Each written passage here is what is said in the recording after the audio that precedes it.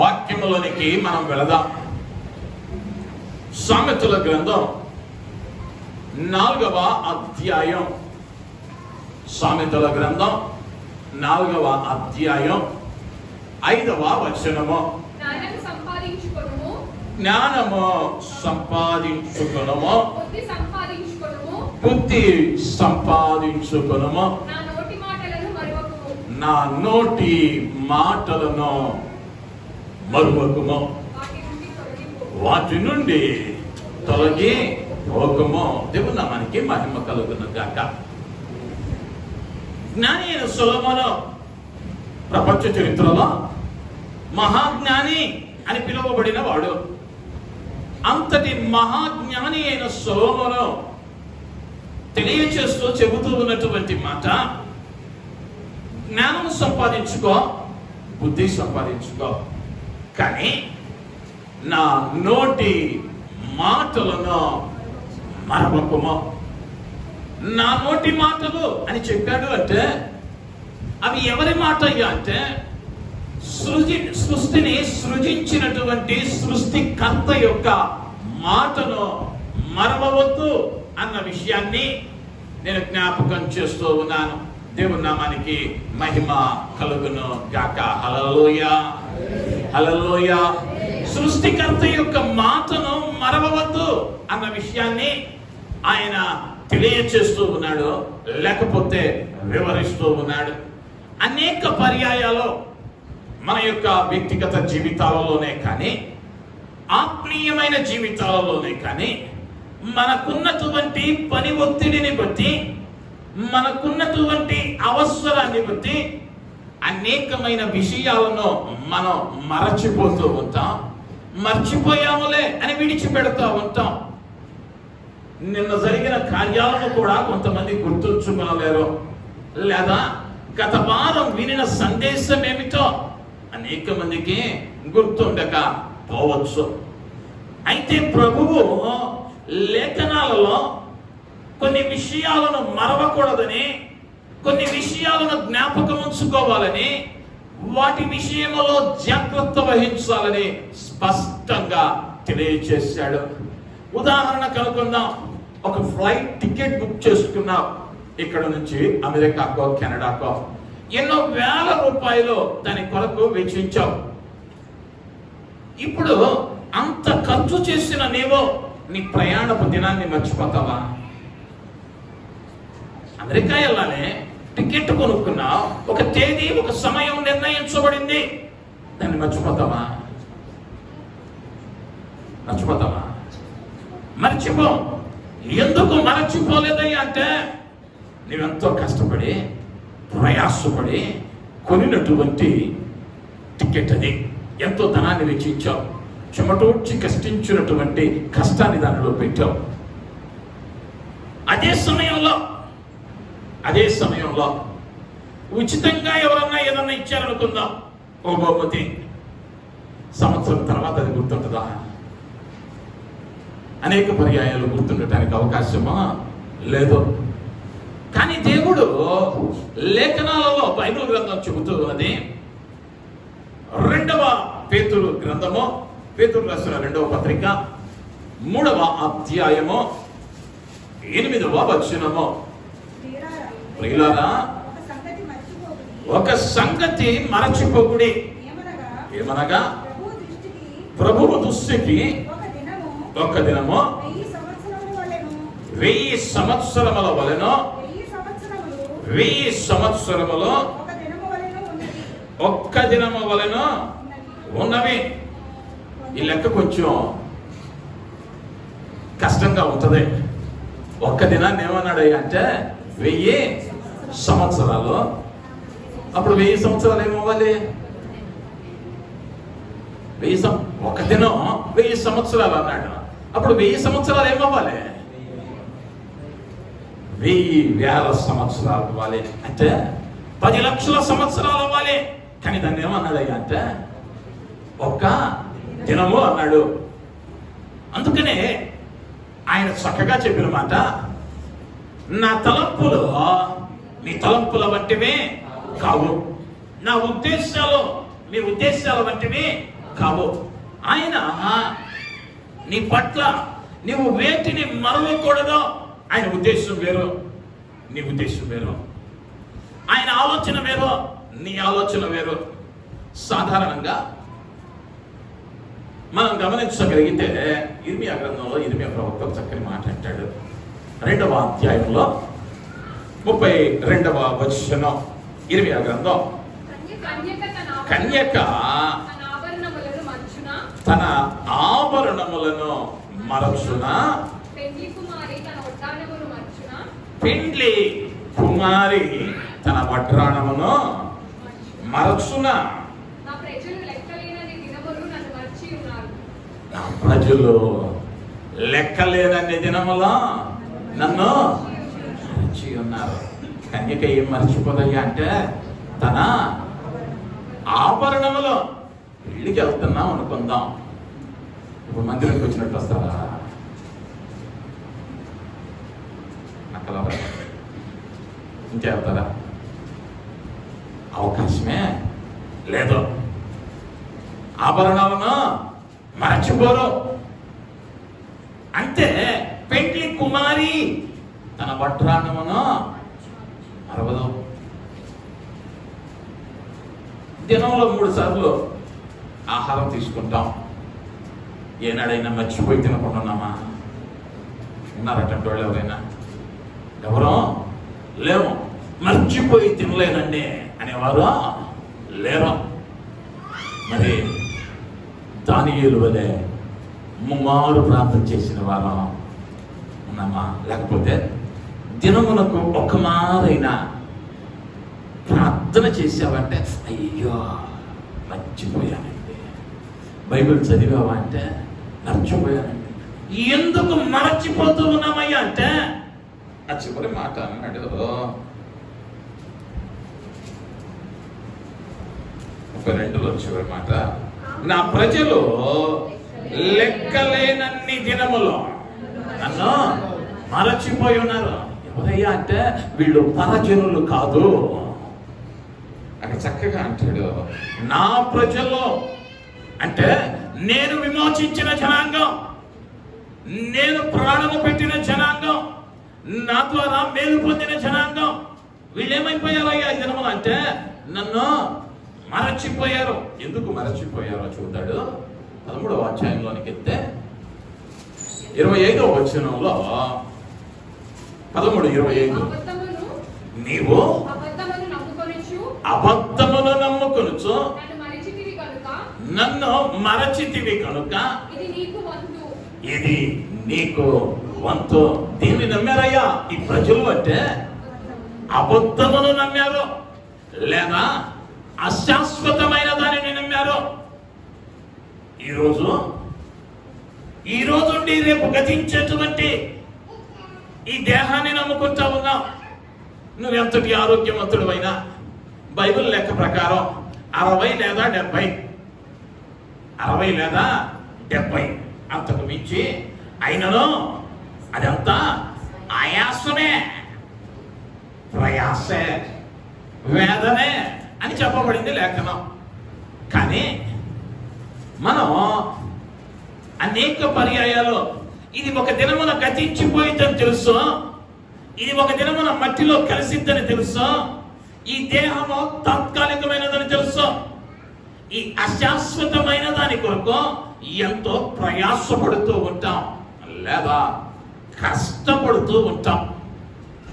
ఆనాటి ఇశ్రాయేలు జనాంగము కూడా ఏమి నమ్మారయ్యా అంటే అబద్ధమైన దానిని వారు నమ్మినట్లుగా చెప్పబడుతూ ఉన్నది. అనేక పర్యాయాలు మన ఆత్మీయ జీవితాల్లో కూడా అబద్ధమైన దానిని, పెద్దలు అన్నారు, తెల్లగా ఉన్నవన్నీయో పాలు కాదు, తెల్లగా ఉన్నవన్నీ పాలు కావు. అనేక పర్యాయాలు మన భక్తి జీవితంలో అబద్ధము వైపు ఆకర్షించబడి, లేదా కన్నులకు ఇంపుగా ఉందని, ఇది మనకు మంచిగా ఉంటుందని నిన్ను పిలిచిన దేవునిని మరచి అబద్ధమును నమ్మి నష్టపోతూ ఉన్నామేమో. ఈ ఉదయ కాలమందు వేటిని మరవకూడదు అని పరిశుద్ధ గ్రంథం చెబుతూ ఉన్నదో, ఒకవేళ మనం వేటిని మరిచిపోతూ ఉన్నామో కొన్ని విషయాలను ఈ ఉదయ కాలం మీ ముందుకు తీసుకుని రావాలని నేను ఆశపడుతూ ఉన్నాను. మొదటిగా ద్వితీయోపదేశ కాండం గ్రంథంలోనికి వెళదాం. 6వ అధ్యాయము 12వ వచనం. దాసుల గృహమైన ఐగుప్తు దేశములో నుండి నిన్ను రప్పించిన యెహోవాను మరువకుండా నీవు జాగ్రత్త పడు. దేవుని నామానికి మహిమ కలుగును గాక. హల్లెలూయా. మోషే అహరోను యెహోషువలతో దేవుడు తెలియచేస్తూ మాట్లాడిన మాట, ఇశ్రాయేలు జనాంగానికి చెబుతూ ఉన్న మాట, ఐగుప్తులో నీవు ఉన్నప్పుడు దాసుల గృహము అని చెప్పబడింది. దానిలో నుండి నిన్ను రప్పించినటువంటి యెహోవాను నీవు మరవకూడదు. ఎందుకయ్యా అంటే ఈ దాసుల గృహములో వీరి స్థితి ఏంటయ్యా అంటే వెట్టి చాకిరీ చేయాలి, బానిసలుగా తేబడ్డారు, సరి అయిన ఆహారం లేదు, కఠినమైనటువంటి శ్రమ, ఇబ్బందితో కూడిన జీవితం, తాము పడుతూ ఉన్న కష్టాన్ని బయటకు వ్యక్తీకరించేటువంటి స్వేచ్ఛ లేదు. ఒకవేళ ఎదురు తిరిగితే మాట్లాడితే శ్రమ అధికమయ్యేటువంటి ప్రమాదం అన్నది, శిక్షను భరించాలి. అంతటి పరిస్థితులలో నుండి బయటకు తెచ్చినటువంటి దేవునిని మీరు మరవకూడదు అని ఇశ్రాయేలు జనాంగానికి మోషే ద్వారా దేవుడు మాట్లాడాడు. మరి ఈ దినమందు నీవున్నటువంటి పాత జీవితం లేదా పాప జీవితం, ఆ చీకటి బ్రతుకులో నుండి లేదా నీ శాప బంధకాల నుండి, నీ చీకటి బ్రతుకు నుండి, లేదా చిక్కుబడిపోయినటువంటి ఆ దొంగ ఊబిలో నుండి నిన్ను లేవనెత్తటానికి, నిన్ను పరిశుద్ధపరచటానికి, పరము నుండి భూమికి మానవునిగా దిగి వచ్చి నీ పాపాల కొరకు తన ప్రాణాన్ని పెట్టి తిరిగి లేచి నిన్ను పరిశుద్ధునిగా మార్చిన ప్రభువును నీవేం చేయకూడదయ్యా అంటే మరచిపోకూడదు అంటాడు. నీవు ఆయనను మరవకూడదు. ఎందుకయ్యా అంటే ఆయన నిన్ను నీ కొరకు ప్రాణాన్ని పెట్టాడు కాబట్టి. అది ఏ పరిస్థితి అయినా ఆయన ఏం చేయకూడదయ్యా అంటే మరచిపోకూడదు. కొన్ని పర్యాయాల్లో భక్తి చేస్తానే ఉంటాం, మందిరాలకు వెళతానే ఉంటాం, కానీ కొన్ని సందర్భాలలో కొన్ని ప్రాంతాలకు వెళ్ళినప్పుడు, కొన్ని పరిస్థితుల మధ్యలోనికి వెళ్ళినప్పుడు అయ్యో మనం క్రైస్తవులమే అన్నది కూడా మర్చిపోతాం. మనం ఈ పని చేయకూడదే, మనం ఈ స్థలంలో ఉండకూడదే అన్న విచక్షణను కోల్పోతూ ఉన్నాం. ఎందుకయ్యా అంటే నీతో ఉన్న దేవుని నీవు మరచిపోయావు కాబట్టి, నీతో ఉన్న ప్రభువును నీవు మరచావు కాబట్టి. అప్పుడప్పుడు పేపర్లలో వస్తూ ఉంటాయి. ఏం పేర్లు అయ్యా అంటే ఇమ్మానుయేలు, యోహాను, మత్తయి, మార్కో. ఎవరయ్యా వీళ్ళు అంటే ఏదో దేశానికి మేలు చేసిన వాళ్ళు కాదు. ఆ సినిమా హాల్లో తొక్కిసలాట్లో చచ్చిపోయినోడు, లేదా చిన్నపిల్లలని మానభంగం చేసినోడు, ఎక్కడో దొంగతనం చేస్తా పట్టుబడ్డాడు. పేర్లు ఏంటయ్యా అంటే అపోస్తుల పేర్లు. అపోస్తుల పేర్లు. వీళ్ళు ఏం మర్చిపోయారయ్యా అంటే వీరి కొరకు ప్రాణము పెట్టిన దేవునినే మరచిపోయారు. ఈరోజు అనేక మందిని ఆయన ఉన్నాడు నీతో అన్న విషయాన్ని మరచిపోయి సులువుగా పాపంలో పడిపోతా ఉన్నాం. సులువుగా పాపంలో పడిపోతా ఉన్నాం. దేనిని మరచిపోకూడదయ్యా అంటే నిన్ను పిలిచిన దేవుని మరవకూడదు. ఆయనల్లా నిన్ను ప్రేమించేవాడు ఈ లోకంలో ఎవరో ఉండరు. తల్లి మరచిన, తండ్రి విడిచిన నేను నిన్ను మరువనని చెప్పాడు. తల్లి ప్రేమకు ఒక చక్కని ఉదాహరణ చెప్పాలి అంటే, లండన్ దేశంలో క్రిస్మస్ సందర్భంలో ఇళ్ళని చక్కగా అలంకరించబడ్డాయి. డిసెంబర్ మాసంలో అక్కడ అధికమైన మంచు కురిసింది.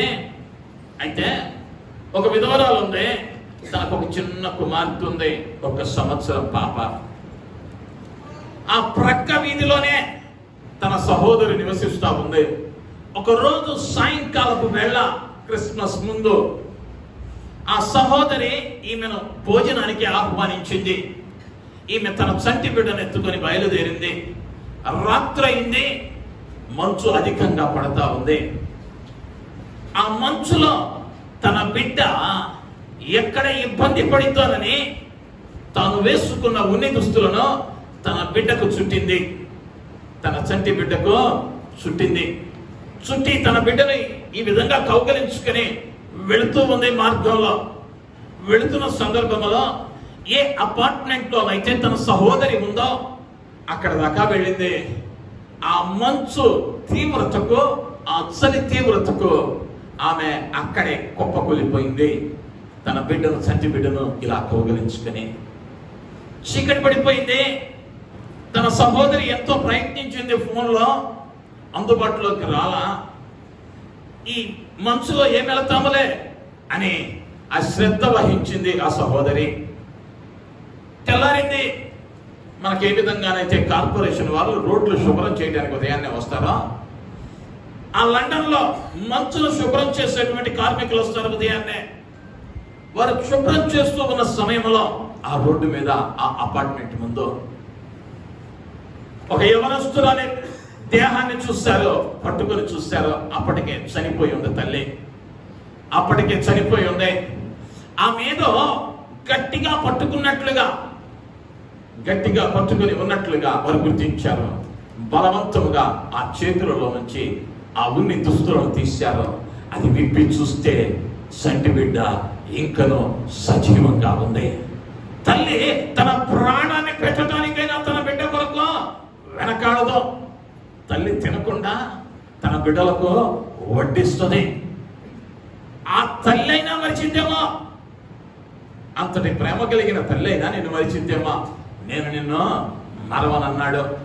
మరి నిన్ను అంతగా ప్రేమించిన దేవుని నీవు మరువని వానివిగా ఉన్నావా, మరచిపోతూ ఉన్న వానివిగా ఉన్నావా? ఒక్కసారి ప్రశ్నించుకోవలసిన వారమై ఉంటూ ఉన్నా. మొదటిగా ఏది మరచిపోకూడదయ్యా అంటే దేవునినే మరచిపోకూడదు. రెండవదిగా అదే ద్వితీయోపదేశ కాండము 4వ అధ్యాయము 9వ వచనం. అయితే నువ్వు జాగ్రత్త పడుము, నీవు కన్నులారా చూచిన వాటిని మరొక యుండునట్లును అవి నీ జీవిత కాలం అంతయు నీ హృదయములో నుండి తొలగిపోకుండునట్లును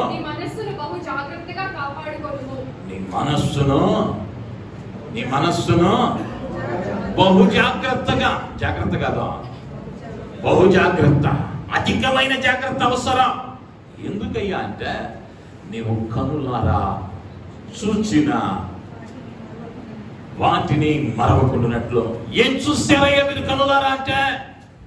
వెనక ఫరో సైన్యం ముందు ఎర్ర సముద్రం ఉంటే ప్రకృతికి అతీతంగా ఆ సముద్రము గోడల వలె నిలువబడి ఆరిన నేలన మార్గం ఇవ్వటాన్ని చూశారు వారు. అరణ్యములో ఆకాశము తెరవబడి ప్రతి ఉదయమున దేవదూతల ఆహారమైనటువంటి మన్నా కురవటం చూశారు. మాంసాహారం అడిగిన వేళ ఆకాశము నుండి పక్షులు పాలెమంతయు రావటం చూశారు. బండ నుండి నీళ్లు రావటం చూశారు. చేదైనది మధురంగా మార్చబడటం చూశారు. ఎన్నెన్నో అద్భుతాలు చూశారు.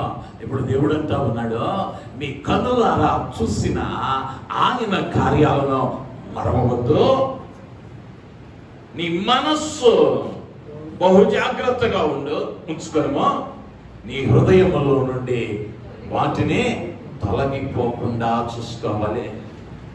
నువ్వే కార్యాలు అయితే దేవుని అద్భుతాలు నీ జీవితంలో చూసావో, లేదా ఇన్నేంట్లలో ఆయన నీకు ఏ ఏ సందర్భాలలో ఏ ఏ విషయాలలో ఆయన నీకు సహాయం చేస్తాడో వాటిని చేయకూడదు అని అంటే మరచిపోకూడదు.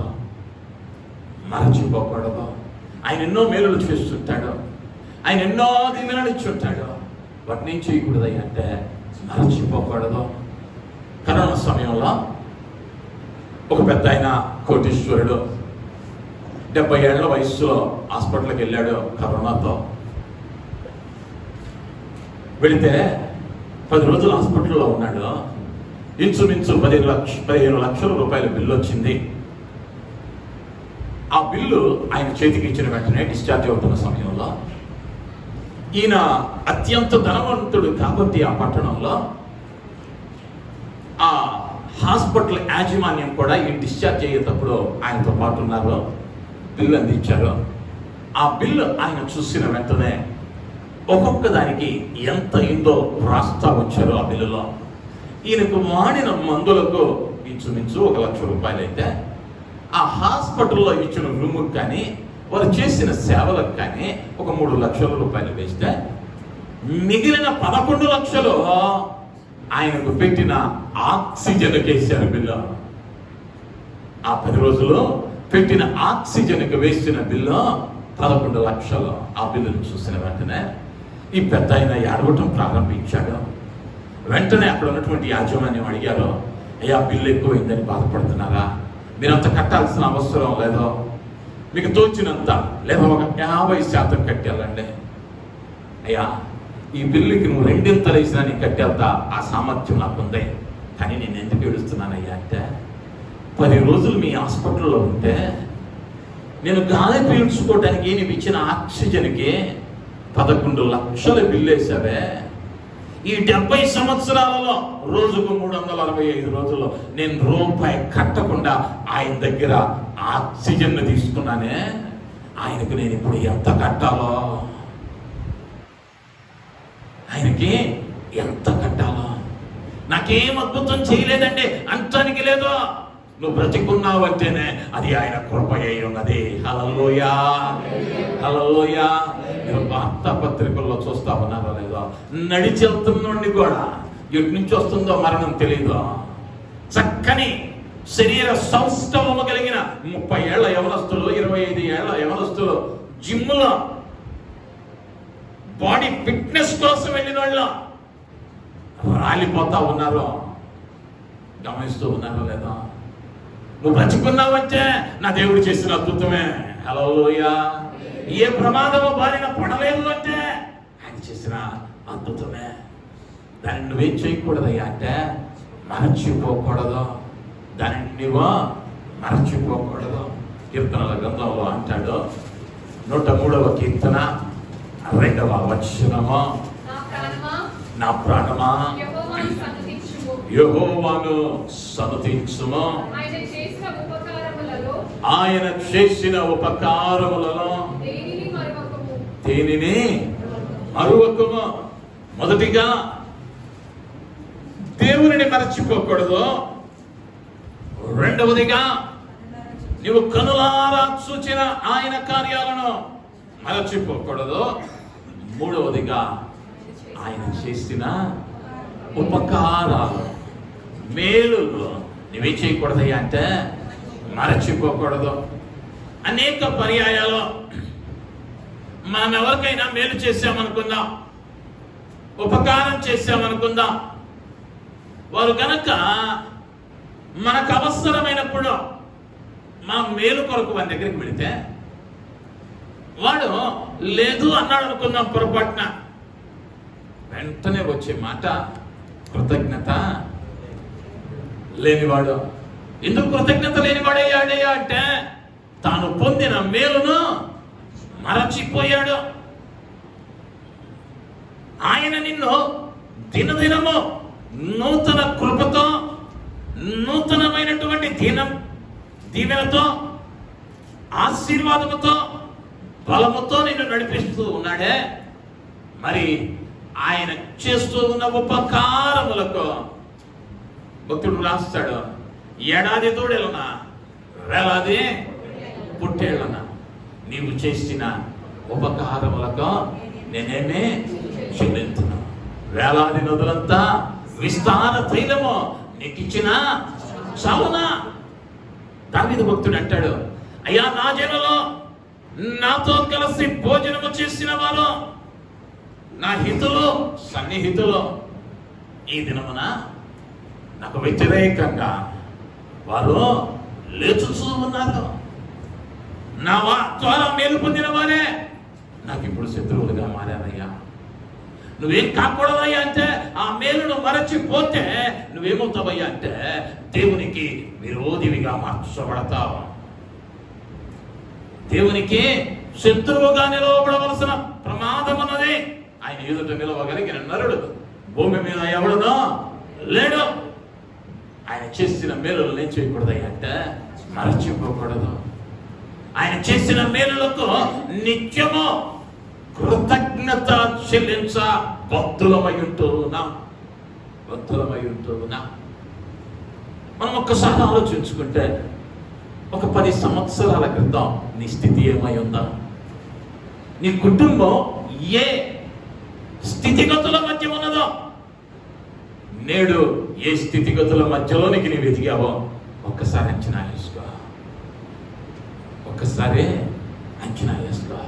ఎంతగా దేవుడు నిన్ను హెచ్చించాడో, ఎంతగా నీ కుటుంబాన్ని పైకి లేవనెత్తాడో. 10 ఏళ్ల క్రితం నీ జీతం 10,000 అయి ఉండొచ్చు. ఈరోజు అదే 10,000కి పనిచేస్తున్నావా? ఈరోజు ఏమైంది? అది 50,000, 70,000, 1,00,000 రూపాయలకో పెరిగింది. ఆశీర్వదించడా లేదా? అది మేలా కాదా? అది ఉపకారమా కాదా? దాన్ని ఏం చేయకూడదయ్యా అంటే మరచిపోకూడదు. లేదా నా జ్ఞానమును బట్టి, నా తెలివితేటలను బట్టి నేను చేశానని అనుకోనకూడదు. ఓ ధనవంతుడు అనుకున్నాడు, నా ప్రాణమా నీకు కావలసిన సమృద్ధికైనటువంటి ఆహారాన్ని సమకూర్చాను, తినుమో త్రాగుమో సుఖించుమో అని తన మనస్సులో అనుకున్నాడు. బయటికి అనలా పాపం. ఒకవేళ తెలిసేమో దేవుడు ఉన్నాడు, ఇంటే ప్రమాదంరా అనుకున్నాడేమో, మనస్సులో అనుకున్నాడు. కానీ మనస్సులో అనుకున్నది కూడా నా ప్రభు చెవిన పడింది. వెంటనే అన్నాడు, వెర్రివాడా, ఈ రాత్రి నీ ప్రాణం అడిగితే నీవు సంపాదించినది ఎవని దగ్గర? మరి ఒక రాజు అన్నాడు, ఆహా, నేను కట్టించినటువంటి ఈ మహాబబులోను పట్టణమును చూడుము అన్నాడు నెబుకద్నెజరు. ప్రపంచ చరిత్రలో హ్యాంగింగ్ గార్డెన్స్ అనబడిన ప్రపంచ వింతలలో ఒకటైనటువంటి వింతను కట్టినటువంటి నెబుకద్నెజరు యొక్క కుమారుడు నెబుకద్నెజరు. ఈ నెబుకద్నెజరు ఎప్పుడైతే నేను కట్టించింది అన్నాడో, దేవుని ఉపకారాన్ని మరచాడో, తెల్లారే కల్లా గడ్డి మేస్తా ఉన్నాడు. ప్రపంచ చరిత్రలో ఒక మానవుడు గడ్డి మేసిన సంఘటన నెబుకద్నెజరు మాత్రమే అనుభవించాడు. ఆయన ఉపకారాలు ఏం చేయకూడదయ్యా అంటే మరచిపోకూడదు. పరిస్థితులు మారినాయనో లేదా ఇప్పుడు క్షేమకరంగా ఉన్నానో ఆయన ఏం చేయకూడదయ్యా అంటే ఆయన కార్యాలను మరచిపోకూడదు.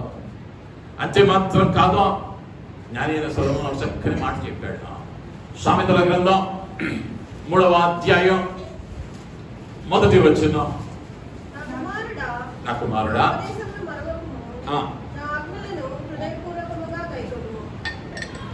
దేవుని నామానికి మహిమ కలుగును గాక. నా కుమారుడా, నా ఉపదేశములను మరువకుము. దేవుని నామానికి మహిమ కలుగును గాక. 4వదిగా ఏది మరచిపోకూడదయ్యా అంటే ఆయన ఉపదేశాలు, ఆయన సందేశాలు, ఆయన మాటలు. ఆయన ఏదైతే మనవాడి కొరకు, మనవాడి సంతోషంగా జీవించటం కొరకు ఏదైతే బోధించాడో ఆ బోధను లేదా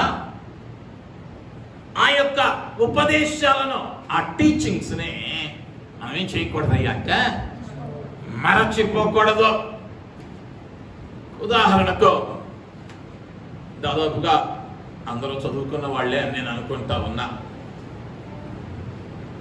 కాలేజీకి వెళ్ళారు, లేదా ఎంసెట్ ఎగ్జామ్ ఈ సెట్ ప్రిపేర్ అవుతూ ఉన్నారు. చదివింది మర్చిపోయావు అనుకో, ఇంజనీరింగ్లో పాలిటెక్నిక్లో సీట్ వచ్చి ఉండేదా? వచ్చేదా రాదా? రావటానికి అవకాశం లేదా? ఈ స్థాయికి రావటానికి ఆనాడు మరచిపోకూడనది మరచిపోలేదు కాబట్టి నువ్వేమయ్యావయ్యా అంటే ఆశీర్వదింపబడ్డావు. అదే రీతిగా ఆయన ఉపదేశాలు నీవు మరవకుండా ఉంటే, ఆయన ఉపదేశాలను మరచిపోకుండా ఉంటే, ఆయన చూపిన మార్గాన్ని నువ్వు మరవకుండా ఉంటే నువ్వేమవుతావయ్యా అంటే ఆశీర్వదింపబడతావు. ప్రపంచ చరిత్రలో భూమి పుట్టినది మొదలు అమెరికా శాస్త్రవేత్తలు ఆక్స్ఫర్డ్ యూనివర్సిటీ వారు ఒక అధ్యయనం చేశారు.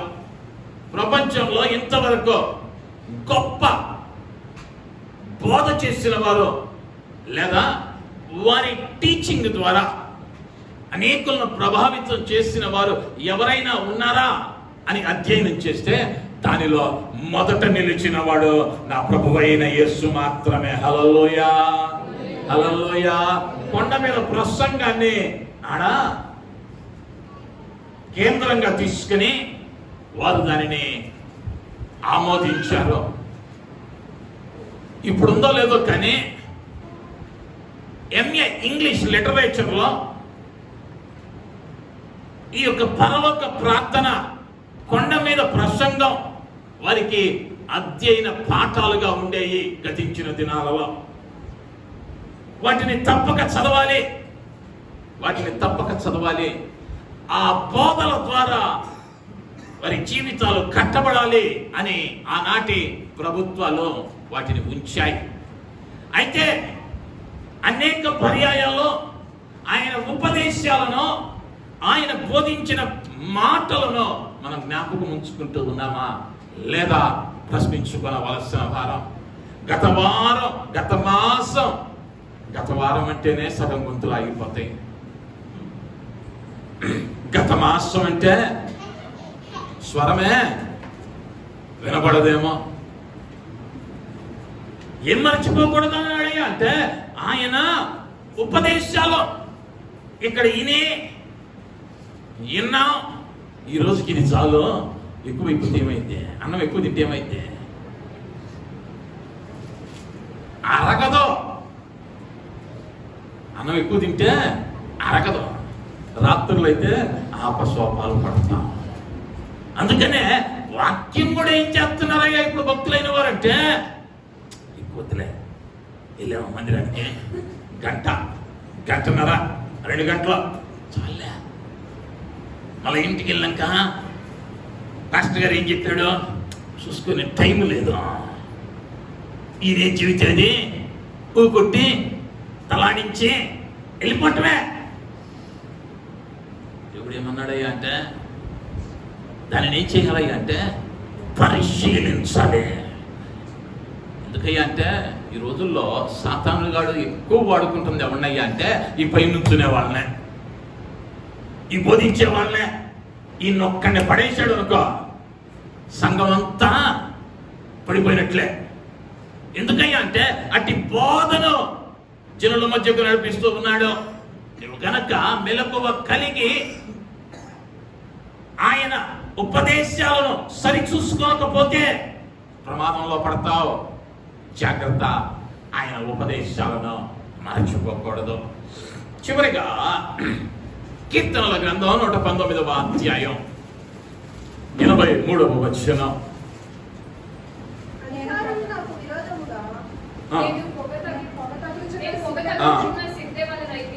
నేను పొగ తగులుచున్న సిద్ధి వలనైతిని, ఆయనను నీ కట్టడలను నేను మరచుటలేదు. 119వ కీర్తనలోనే 153వ వచనం. నేను నీ ధర్మశాస్త్రమును కాను. మరచువాడును కాను. 176వ వచనం. తప్పిపోయిన గొర్రెవలే నేను త్రోవ విడిచి తిరిగి తిని నీ సేవకుని వెతికి పట్టుకొనుము. ఎందుకనగా నేను నీ ఆజ్ఞలను మరచువాడను కాను. దావీదు చెబుతా ఉన్నాడు పదే పదే, అయ్యా నేనేం మర్చిపోనయ్యా అంటే నీ ధర్మశాస్త్రాన్ని మర్చిపోను. నేనేం మర్చిపోనయ్యా అంటే నీ ఆజ్ఞలను పాటించడం మర్చిపోను. నీ ధర్మశాస్త్రాన్ని నీ ఆజ్ఞలను పాటించడం మర్చిపోను. మనం ఎంతమందిని ఆయన ధర్మశాస్త్రాన్ని మరవని వారముగా ఉన్నాం. మరవని వారు అంటే ఆదివారం సంకం పెట్టుకొని వచ్చేవాళ్ళు కాదు. చాలా మంది కుటుంబాల్లో ఏమైందయ్యా అంటే బైబిల్ యొక్క స్వస్థతకి పనిముట్టయిపోయింది. ఎప్పుడన్నా రోగం బాగలేనప్పుడు లేదా పిచ్చికల రాత్రి వచ్చినప్పుడు వెంటనే ఇది తీసుకెళ్ళి ఏడబెడతారయ్యా అంటే ఏడబెడతారా? తల కింద పెడతారా? ఇది తల కింద పెడితే ఉపయోగం లేదు, ఆ తలలోకి రావాలి. ఇది దానిని నీవు పాటించాలి. పాటించాలి అంటే దానిని నువ్వు ఎరిగి ఉండాలి. నేర్చుకోవలసిన అవసరం ఎంతైనా ఉంది. ఆయన ఆజ్ఞలను పాటించాలి. ఆయన ధర్మశాస్త్రాన్ని మరవకుండా ఉండవలసిన వారమై ఉంటూ ఉన్నా. అయితే మరి ఒక వచనాన్ని మనం గమనిస్తే కీర్తనల గ్రంథం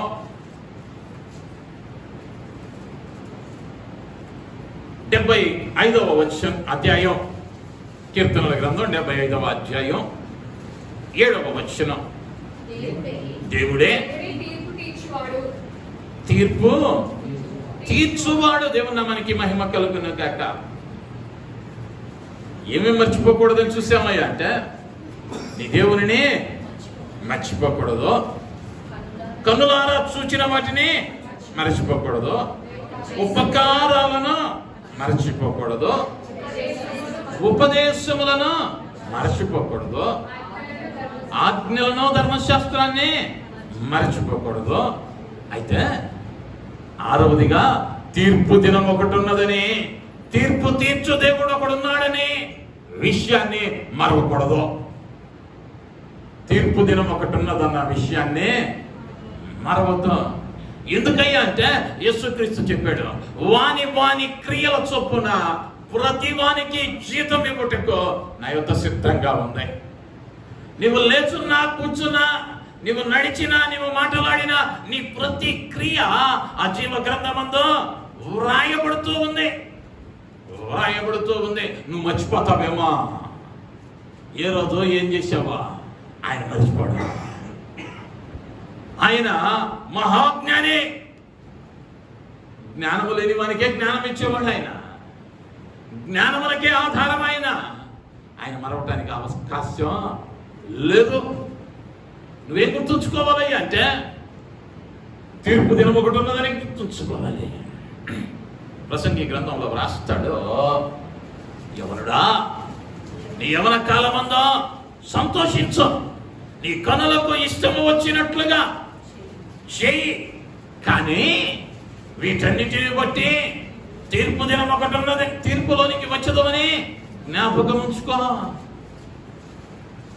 మహాజ్ఞాని చెప్పాడు సొలొమోను, అయ్యా తీర్పు దినం ఒకటి ఉంది, నీకు ఇష్టం వచ్చింది చెయ్యి, కానీ దీని గురించి లెక్క ఒప్ప చెప్పవలసిన సమయం ఉంది. సహోదరి సహోదరుడా, నీకు ఇష్టమైన భక్తి కాదు ఆయన కోరుతా ఉంది, వాక్యానుసారమైన భక్తి. ఆయన నీతో చెప్పినట్లుగా చేయటం అది అవసరం. దాన్ని చేయటం మరచిపోకూడదు.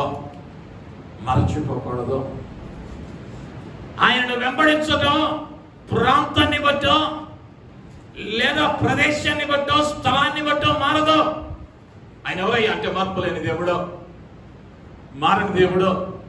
నిన్న, నేడు, రేపు ఏకరీతిగా ఉన్నానని మాట ఇచ్చిన దేవుడు తీర్పు దినం ఒకటి ఉన్నదని మరచిపోకూడదు అన్న విషయాన్ని నేను జ్ఞాపకం చేస్తూ ఉన్నాను.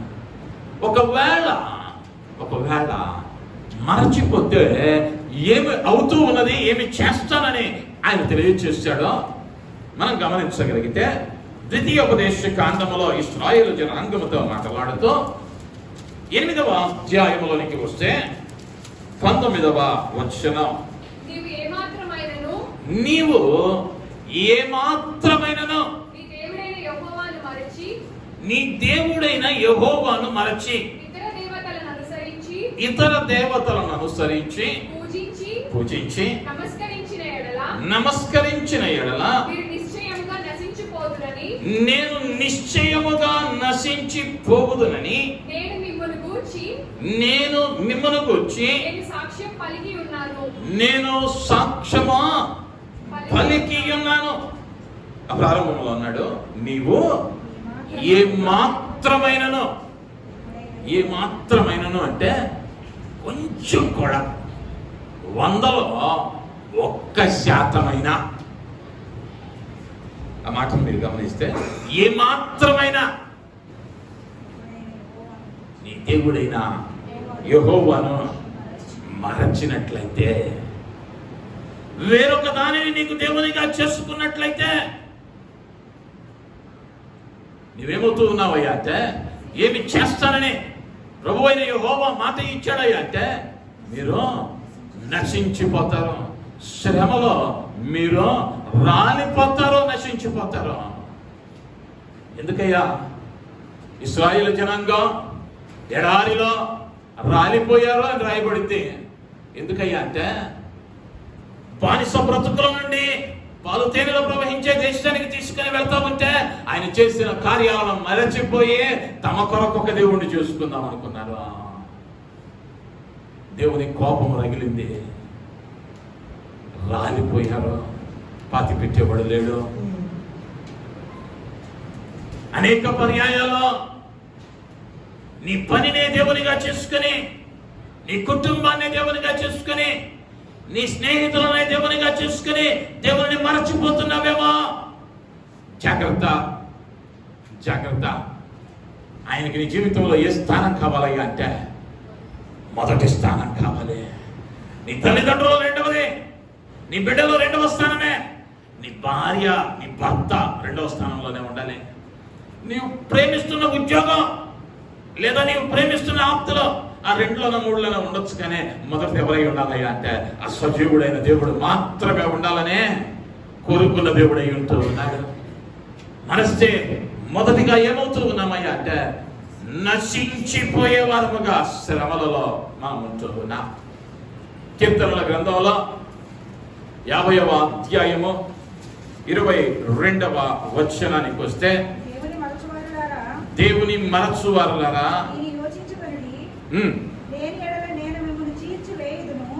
నేను మిమ్మల్ని చీల్చివేయుదును, తప్పించువాడు ఎవడునో. దేవుడు మాట్లాడుతా ఉన్నమాట. ఆయనను మరిస్తే, ఆయన కార్యాలను మరిస్తే, ఆయన ఉపకారాలను మరచిపోతే, ఆయన ఉపదేశాలను మరచిపోతే, ఆయన ధర్మశాస్త్రాన్ని మరచిపోతే, తీర్పు దినమున్నదని మరచిపోతే ఆయన ఏం చేస్తాడు అయ్యా అంటే నిన్ను చీల్చి వేస్తాడు, నశింప చేస్తా ఉన్నాడు, చీల్చి వేస్తా ఉన్నాడు. హోషేయ గ్రంథంలో ఇంకా అంటాడు 8వ అధ్యాయం 14వ వచనంలో,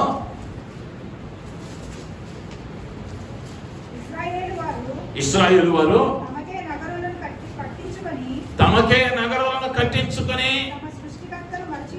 తమ సృష్టికర్తను మరచి ఉన్నారు. యూదావారు ప్రాకారములు గల పట్టణమున చాలా కట్టి ఉన్నారు. అయితే నేను వారి పట్టణములను అగ్ని చేత తగలబెట్టెదను. వారు కట్టుకున్న ప్రాకారాలు వారికి రక్షణగా ఉంటాయని వారు ఏం చేశారయ్యా అంటే నన్ను యూదా జనాంగం మరచిపోయారు. నా ఉద్యోగం నాకు రక్షణగా ఉంటుందని, నా కుటుంబం నాకు ఆధారంగా ఉంటుందని, నా స్నేహితులు నా కొరకు నిలవబడతారని దేవుణ్ణి మర్చిపోతున్నావేమో. దేవుడిని మర్చిపోతున్నావే.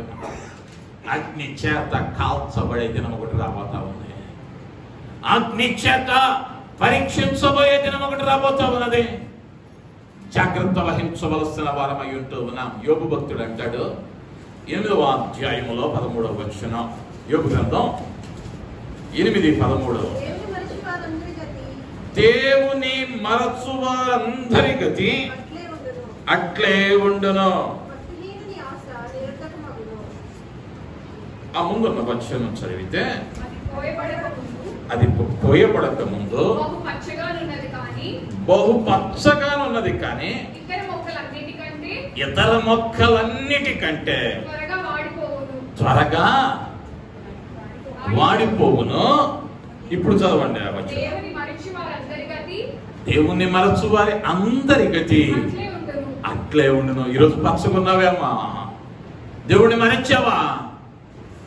అన్నిటికంటే ముందుగా ఎండిపోయేది ఎవరయ్యా అంటే, ఎవరైతే దేవుణ్ణి మరచారో వారి జీవితాలు మూడుబారిన జీవితాలుగా మార్చబడతాయి.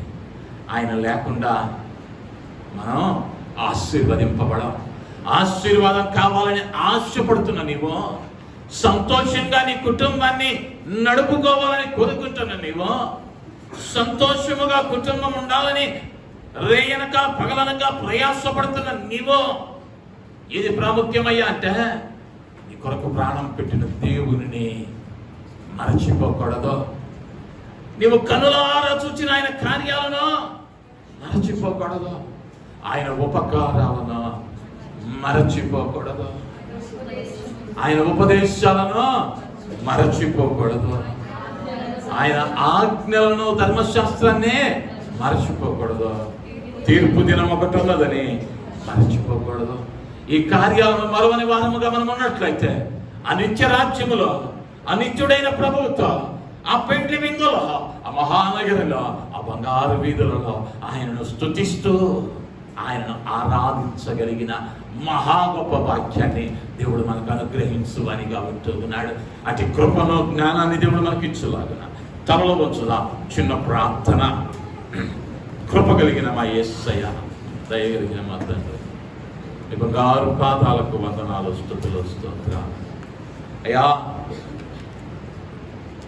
ఏ ఏ కార్యాలు మేము మరవకూడదు, ఏ ఏ విషయాలలో జాగ్రత్త వహించాలో, ఎట్టి రీతిగా నీ ఆశీర్వాదాన్ని పొందాలో ఈ ఉదయకాలం నువ్వు మాతో మాట్లాడిన మాటలకై వందనాలు. అయ్యా, మరచిన ఎడల సంభవించబో సంఘటనలను మాకు తెలియపరచాం.